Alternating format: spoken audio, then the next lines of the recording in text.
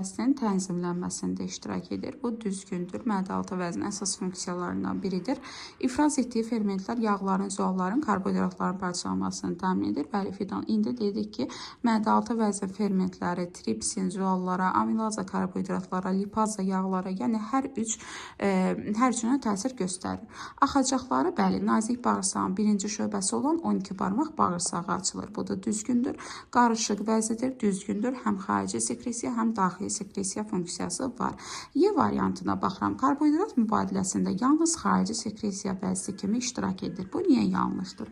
Daxili sekresiya vəzisi olaraq bilirik ki, insulin, glikagon hormonları sintez edir. Bu hormonlar keçir qana və qanda şəkərin miqdarını tənzimləyir.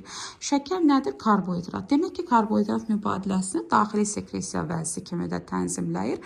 Xarici sekresiya vəzisi kimi də fermentlərlə, məsələn, amilaza fermenti ilə tənzimləyir. Aydındırmı? Karbohidrat mübadiləsində qarışıq sekresiya vəzisi olaraq həm daxili, həm xarici sekresiya vəzisi kimi iştirak edəcək. Cavab olur Y variantı.